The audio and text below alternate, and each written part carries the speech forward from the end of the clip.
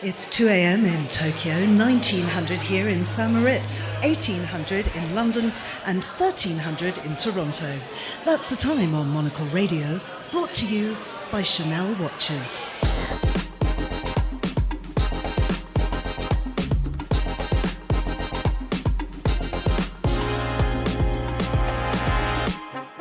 Hello, we're in Switzerland today as we meet the creators, entrepreneurs and innovators taking part in the first chapter of the St Moritz Makers and Shakers Festival. It's a very special edition of the Monocle Daily, coming to you from the wonderful main square of St Moritz. I'm Georgina Godwin. My guest today, Marijana Jakic, will tell us about what makes this such an exciting tourist destination. Then the chef, Stefano Ciabarri, talks about the culinary philosophy at the wonderful Michelin-starred Krone restaurant. And of course, the Monocle and Confect teams are in town too. They'll tell you all about our plans. I'm joined by Brûlé, Nick Monisse and Sophie Grove. So stay tuned, all that and more coming up right here on the Monocle Daily, live from St Moritz.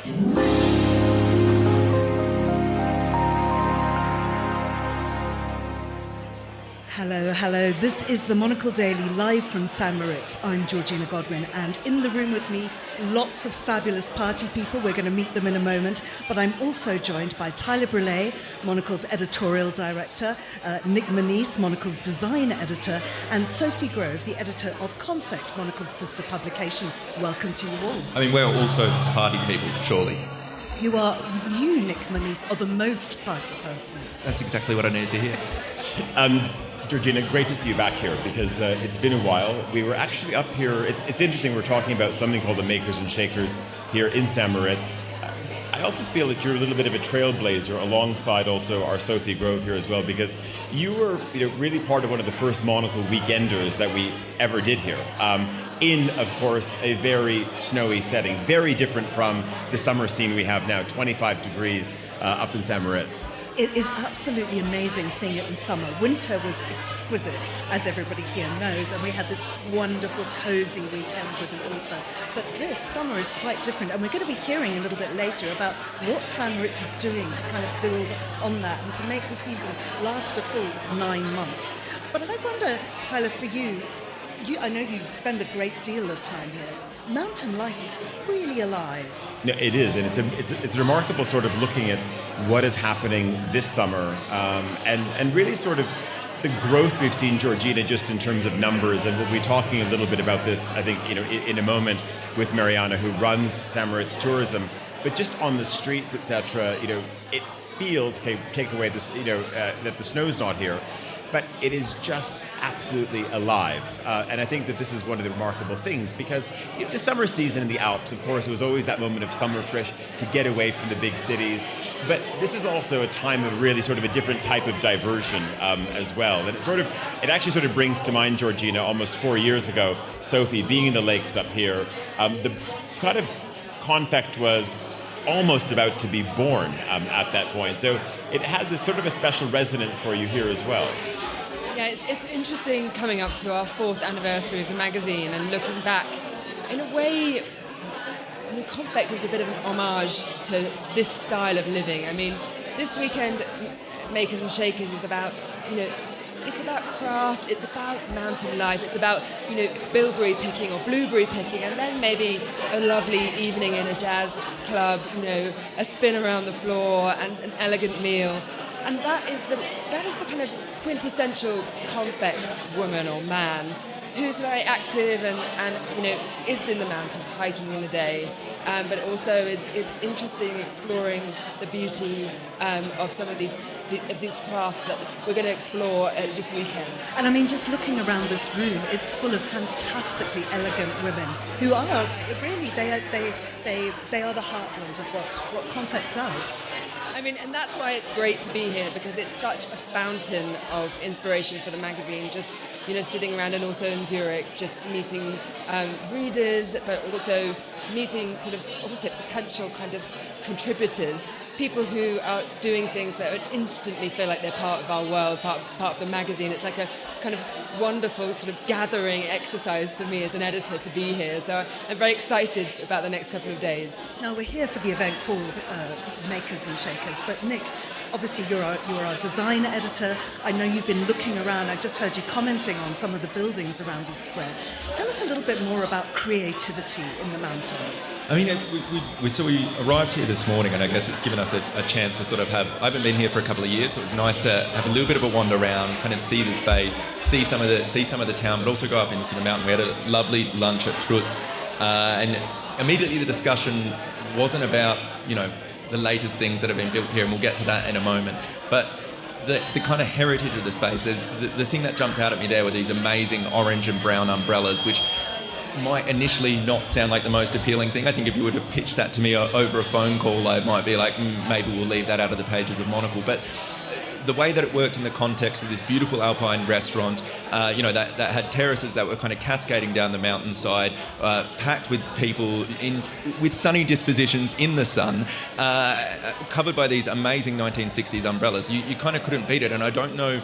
There's almost a certain confidence in the region to just go ahead and push ahead with that, and we had a little bit of a chat. Tyler, I know, is are you unofficial tourism ambassador for St Moritz? I mean, you're here a lot. This is very important to you. You're going to protect those umbrellas and that design heritage? Well, it was funny. I did say to the owners of the hotel, so Suvretta House owns Trutz, and I said, these must never be touched, because there is this sort of friction, Georgina, right now as well, because as the mountains renew themselves and as new things are developed, also a lot of the old is deleted too, and I think that's one of the things. I mean, of course, you're a woman of many books, and there are so many codes. There are so many visual codes that you have in the mountains, which define a setting, which define the opening scene of a book in a hotel lobby. And there are certain things that happen in mountain hotels, as we were reflecting on when you were here last time, which is just completely unique. It has nothing to do with a Mediterranean hotel. It has nothing to do with a Grand Hotel in Paris or London. And so I think this is going to be one of the challenges, Nick, from a design point of view. How does a place like St Moritz, how does it balance tradition?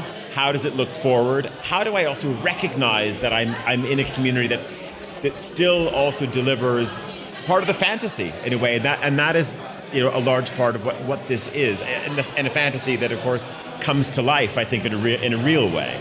And I think that there's maybe an element, we're talking makers, we're talking shakers, it's heavily craft focused here, and I'm looking out the windows at a building that's got sgraffito, which is this sort of etching of the surface of a building. You'll see it all across the Engadine Valley, throughout Switzerland, northern Italy.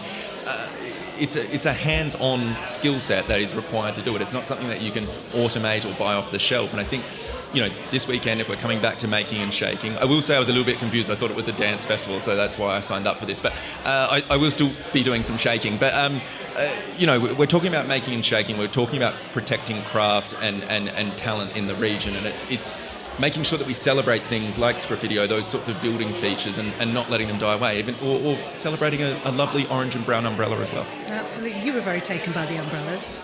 Also the socks. There was some fantastic footwear, but then this great sock moment happening up the mountain with these wonderful patterned, great tailored shorts and a sock for hiking.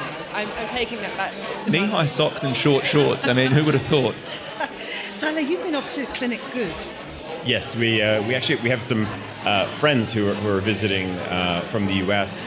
One of the gentlemen is a surgeon in the orthopedic space in the US, and we wanted to go and just. I said, actually, why don't you do a bit of benchmarking? And so Clinic Good used to be here in the village. They've now moved down to St Moritz Bad, and so. Well, actually, Sophie and Nick came along as well. Not that Nick sort of needs new knees, or Sophie's not in need of a hip or anything. But listen, of course, we've done our research now. When that time comes, we absolutely know where to go. Well, when we need a replacement, they better be hip. Yeah, well, indeed. And I think, but this is also, I think, some of the forces of also. Part of what we're talking about is creativity. We're talking about culinary. There are so many other things, but also that there's this kind of underlayer foundation as well, which is about great medicine, a place to retire, a place which is restorative as well, and that's a huge component of this. I mean, it was great because we went into the clinic, and then we were glugging this amazing mineral water which comes out of a spring right in the middle of the clinic. It tastes kind of metallic, chilled and sparkling. But that was a moment for me because I felt amazing actually as soon as I glugged my first cup of it. But then you reflect reflect, you're right next to this incredible Hallenbad, where there's swimmers and people just basking in the sun on the deck. And this wonderful contrast in St Moritz. You can have these moments of real sort of like luxury that are actually just this sense, the everyday life. And then I think we had another one when we came out of the lake where you just feel this is it. But actually, it is just kind of embedded into the rituals of coming here, and it's nothing special about it to the locals lucky enough to live here. Just outside, there's a fountain, and I was noticing a woman filling up her water bottle straight from the public fountain, and it's just that the water here is so crystal clear, isn't it? It's beautiful. And I'll jump on one last thing on Clinic Good, and it's the fact that there's all these amazing buildings around here, but this is new architecture. This is a year and a half old, and it was also quite inspiring to see them not afraid to, not get caught up in their heritage. It's something completely new. It's something completely different, but it's well designed, well built. I mean, there was a specific timber they used as well, which has, the scent certainly. I didn't need healing, but I felt healed. Yeah, it's Arvenholz. I mean, you'd want your headboard made out of, wouldn't you, Sophie? You certainly would. And the minimalism, but the actual views in some of those bedrooms. I mean, you practically could just be moving in. It felt a kind of the healing essence of it. Just to look out the mountains and kind of convalesce is something really amazing. And every corner of it was really well designed to heal whomever is in there. And some of the suites were just kind of absolutely vast as well. So we're definitely booking in if the need arises. If the needs arise, yeah. Listen, we're going to join you all again towards the end of the show, but I think it's time to bring in our next guest.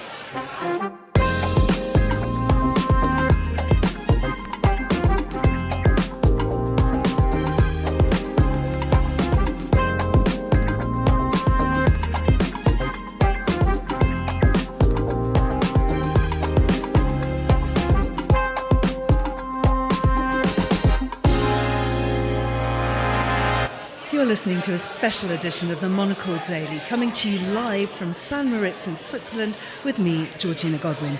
And I'm joined now by Marijana Jakic, who's the CEO of St Moritz Tourismus. Welcome, Marijana. Hello, and thank you. I'm welcoming you, but in fact, we're in your space here. Yes. And it's really lovely to be here. Let's start talking about this event. What is the Makers and Shakers Festival all about? So Makers and Shakers is actually, I call it a mindset or a lifestyle. So we are coming back to our roots and to the real experiences of St Moritz, and we want to showcase some of the old events, experiences that have been modernized into a new world. So it's nothing that we are. Nothing new that we are experiencing here when we look into blackberry picking or a local florist who is also collecting local flowers with us. So it is nothing new, but it's really coming back to the authentic experience and the things that have been done here maybe 50 years ago, 100 years ago, as we think that the real experiences will really rule the world in the future, and Makers and Shakers is trying to bring to life all of these experiences and bringing it all together and looking that St Moritz in the future can develop in this way. And what do you think makes this region so ripe for creativity and for innovation? So I personally, and this is my personal experience, when I'm on 1,856 meters high in the mountain, I think the brain is just thinking differently. So we are somehow free-spirited and have space and room for reflection, and I think this drives many creative people to St Moritz, and my personal experience is that my brain in the mountains, and my mood in the mountains is completely different than it would be in London, in Zurich or in Paris. Even if I like those places and I love also to be there, but it brings something out of me which cannot be explained in words. I know that your goal is to establish a 9-month season here in St Moritz. How are you going about that? I think that we have the potential to do so. So we are known for being a winter resort, but when we look into the original place 3,000 years ago, we have been a summer destination, and only 150 years ago we become a winter destination. So the nature is there, so to be enjoyed almost all year around. It's not only about the season. So I think we have the quality, we have the infrastructure, we have the nature surrounding this beautiful place, and I think there is a huge potential where we can extend the seasons. And how we're going to do it, it's really focusing on products, experiences and events, and really offers that do not focus only on a seasonal mood or winter or snow or ice, but it can be this can be really enjoyed almost all year round. And this could be culture, this could be special experiences as we will experience this weekend, and so on. So there is a history, and this history told us that it is possible, so why not going back and pick that and develop that in a way that everyone can enjoy, and also considering the over-tourism and really masses of people coming in winter and really during peak season. I think the most enjoyable time in St Moritz is when it's a shoulder season or a lower season. And I mean, it does seem quite busy out here. It's still buzzing, even though it's summer. What is summer generally like here in St Moritz? I personally prefer summer season than the winter season. I consider summer is much more easygoing, and it's much more colorful in the offer and in the experience as well. And it's fresh. It's we have today 25 degrees, where in other cities we have 40 degrees or 35 degrees. So I can sleep at night with no AC and with an open window. And I think these are the things that we need today and in the future as well. St Moritz very rightly prides itself on its hospitality. What makes it such a vibrant region, not just for hotels, but also for restaurants, for cafes and so on? I think it's the mix of the people. I always say people shape destinations and people shape brands. And I think that St Moritz has been shaped by people coming from abroad, and local people enabling this development. And the offer was shaped on request of the people coming from abroad. So that's why we are so, this variety and the quality is that high. But it's never comparable to to a restaurant in Paris or which has the same Michelin stars, or a Grand Hotel in somewhere else. So it's quite connected to the place, and it's very authentic and gives us somehow substance, and I think this makes it so special. Well, you were talking about Michelin stars, and in a moment I am going to talk to a chef who he works at 3 Michelin-starred restaurants, so that's pretty amazing. I hope he's standing by as we speak.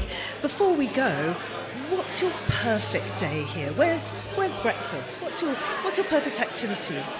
Yeah, so I'm not a breakfast person. I never do any breakfast in the morning.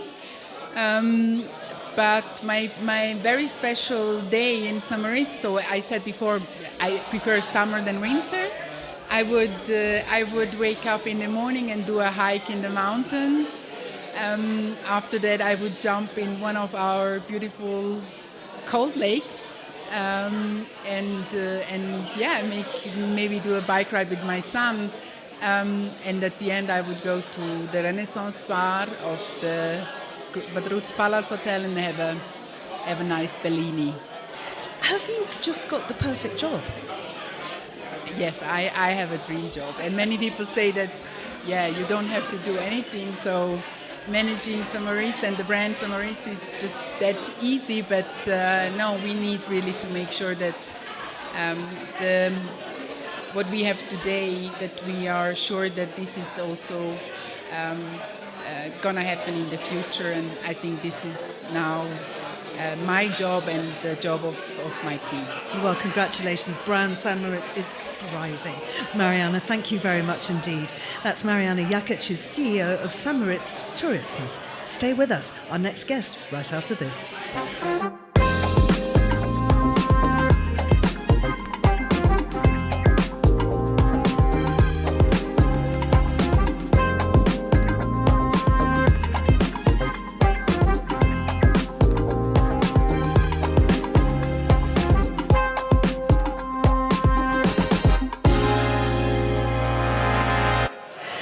Welcome back to a very special edition of the Monocle Daily, coming to you live from St Moritz and the Makers and Shakers Festival here in the Central Square.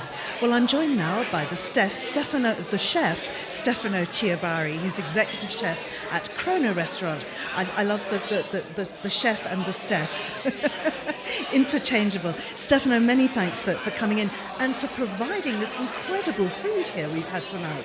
Tell us about some of these little plates that have been going around. You can't quite hear me. But tell us about the food that we've been eating. Okay, yeah, that's okay. So we try to do our best. So enjoying, and we try to enjoy all the guests and the staff, our staff, obviously, because as cooking has to be a pleasure and not only a profession. So. Summer 2024, this summer, marks your arrival to the wonderful Michelin-starred restaurant Krone. How has the journey been for you so far? You haven't been here for long. So really exciting, because it's my first experience as executive chef in a most beautiful kitchen and kitchen in St Moritz. I was in Milan in a 2 Michelin-star restaurant, and in the last 10 years I used to work nearby the Swiss border, so the climate and the panorama is similar, but the guests, people is really different. So new emotion, new feelings, everything new. I mean, talk to us a little bit more about that marriage of Italian and Swiss gastronomy and the connections between them and how that translates into your culinary philosophy. So, when Carolina and Fabio asked me to become the new executive chef, I mean, okay, they have never tried anything of my kitchen, or my philosophy, or my plating view, or my way, or which I can cook the ingredients that I can find in the region. So I try to connect the Italian gastronomy, the Italian way of cooking, with the local food. So we try to do the best and find producers, farmers, and connect everything in the kitchen, in the Italian kitchen way. Okay? So I'm just bringing in my colleague Tom Webb now, and Tom, this marriage between Swiss and Italian is something we already noticed in Zurich last night. We had a lovely meal which was Italian, served with something called interesting cheese. Thank you, Georgina. Hello. Yes, interesting cheese from the man from Italy. Which part of Italy? Italy, apparently. Wonderful culinary offerings here today. I've now had essentially a 3-course meal. Thank you very much. The dessert is currently circulating. It's going down rather well. What is the dessert item on offer tonight?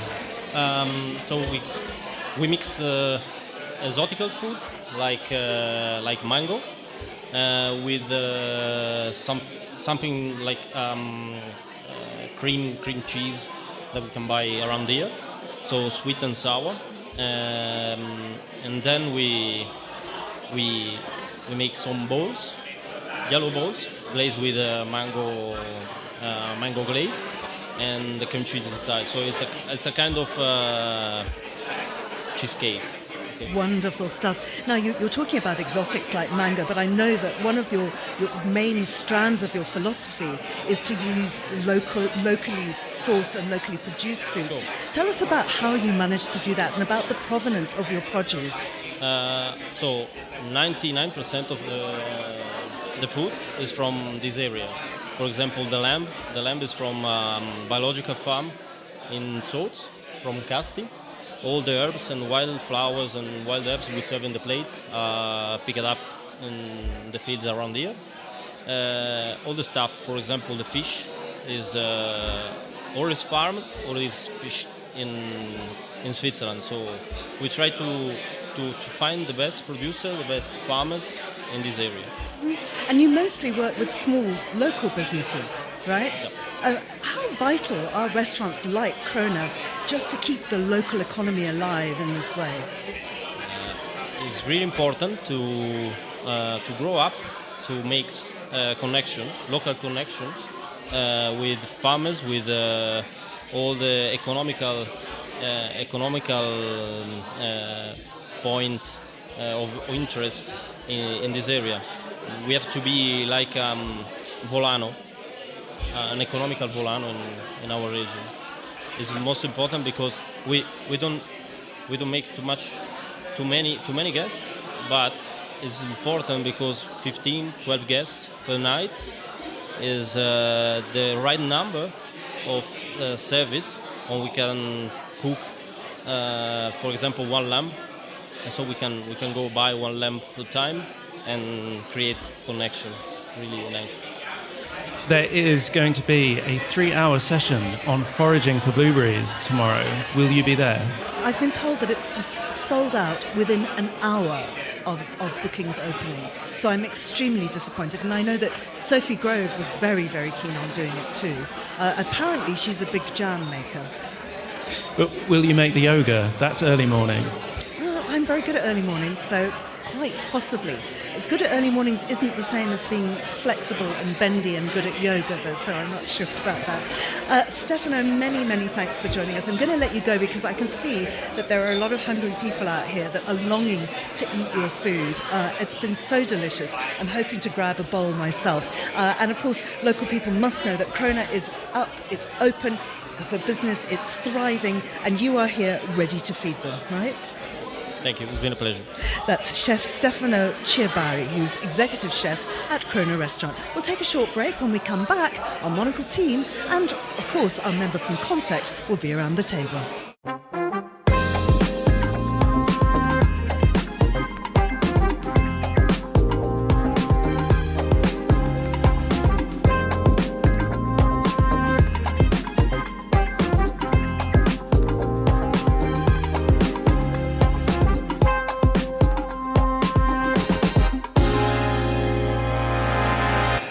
Back around the table at our wonderful pop-up studio here in St Moritz, Tyler Brûlé, our editorial director, Nick Monisse, Monocle's design editor, and Sophie Grove, Confect's editor. Sophie, you're missing out on that blueberry workshop, and I know I said you were a great jam maker.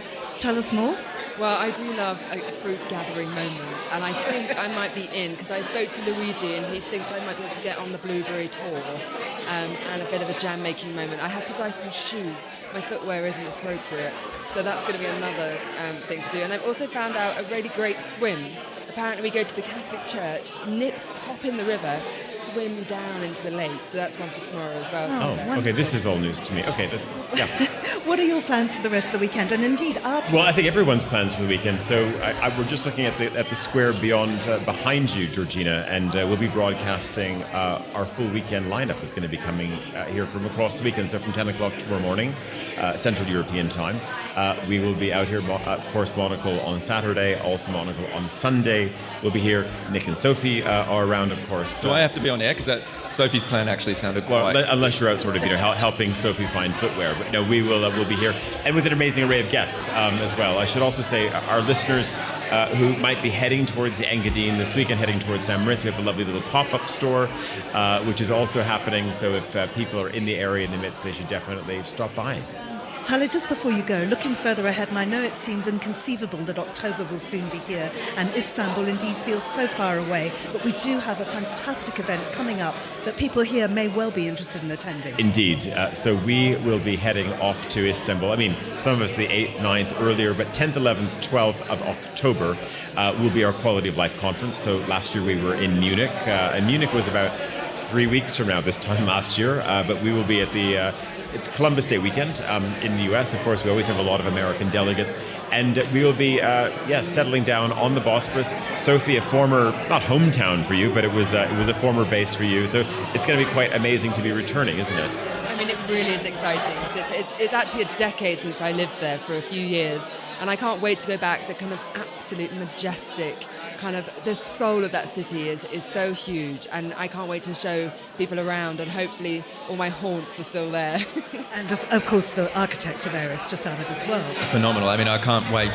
We're actually working on a report for the October issue as well, which is on a host of different design and architecture studios in Istanbul, and just even in our preliminary research, finding these amazing studios that work across architecture to book publishing and design, cafes, working with local leather makers to make amazing fashion goods. The strength of the Turkish design and creative scene is mind-blowing, and I'm looking forward to talking obviously a lot about that while we're there. But if you can't make it, and you should make it, but if you can't make it, look out for that report in the October issue. And Georgina, much more to come even before that, because as our listeners, of course, have been hearing, we've signed a new lease in Paris. We're going to be having a pop-up of our new office. So we have our current office in the Marais, but we're also going to be popping up in our future space during Maison et Objet. 9th September. Yes, and which is going to be, the parties, we're starting on the 4th, Nick. Okay, well, we're starting on the 4th. I'll be there. Exactly, so Maison starts on the 5th, so you better rebook your ticket. Sorry, so, no, you're right. So we'll be also in Paris as well. So it always feels like there's a lot more even before we get to Istanbul, Georgina. Absolutely, and just so many exciting things happening